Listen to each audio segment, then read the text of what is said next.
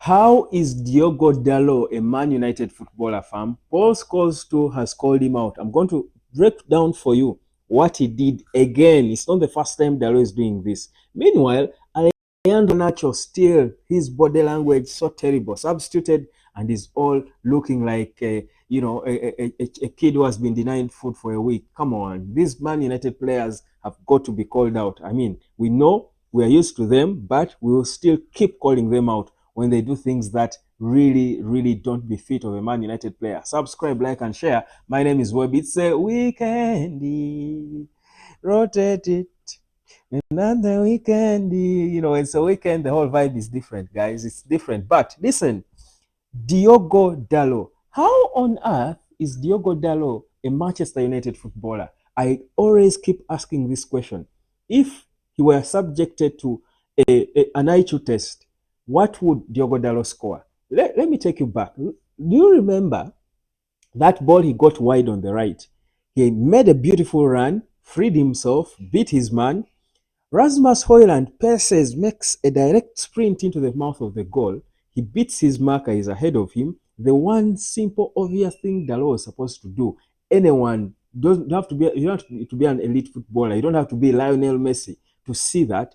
Just had to play one ball into the space of Hojlund for him to tap in for a goal. Poor guy is hungry for a goal. 18 games without a single goal. Makes his beautiful run. Dalot chooses to do what? Cut back and restart play.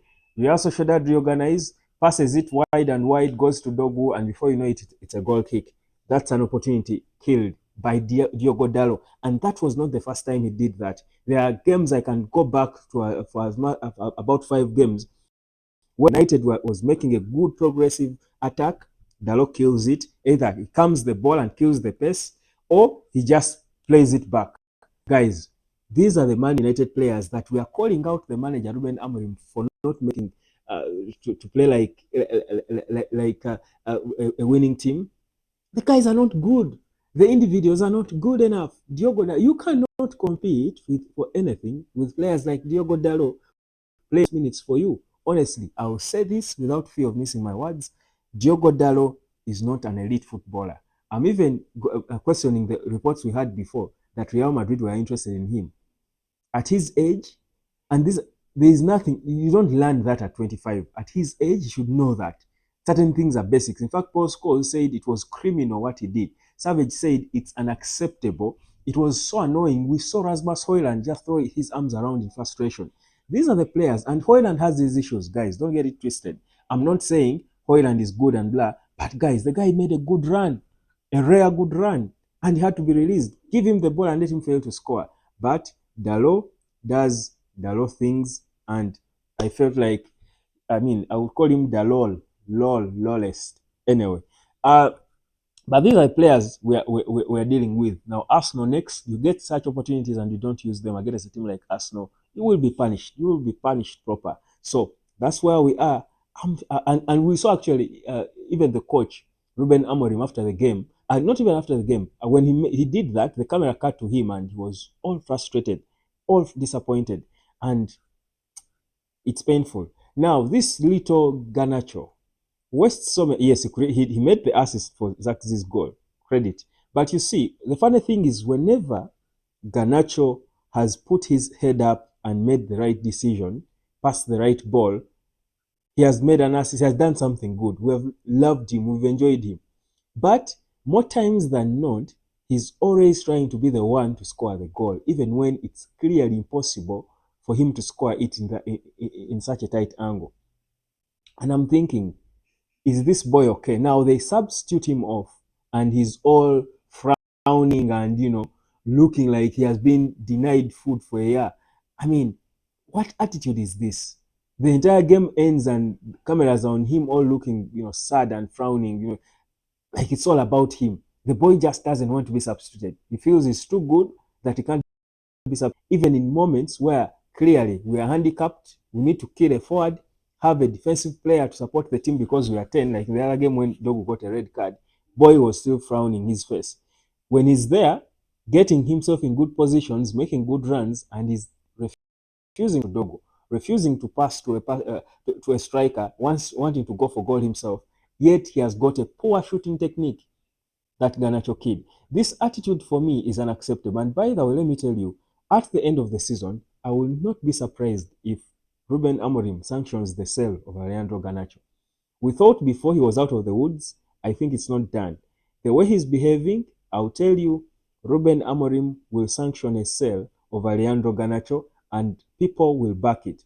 I'm very sure, like me and so many of, I'm sure many of you are like me, you're fed up, you're getting low-key increasingly fed up with Alejandro Garnacho and his lack of improvement in terms of attitude, in terms of desire, in terms of decision making, in terms of maturity.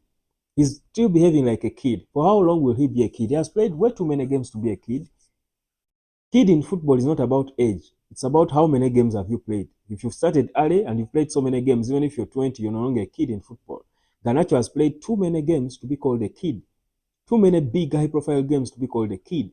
He shouldn't be maturing now. He should be doing mature things, but keeps doing the same things. You're substituted. You're not a team player.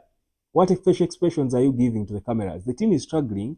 The manager is trying to find solutions, and you're having a bad game. You're having a stinker.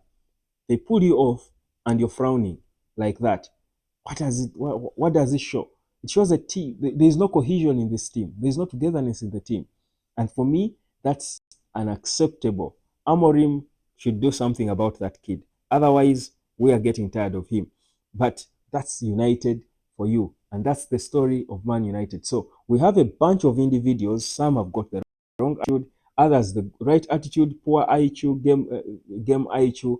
You've got others who are tired, like Bruno. You can clearly see Bruno is being, I mean, he's stressed. He's tired of playing with this bunch of players who are just, making him look mediocre. He's struggling with them.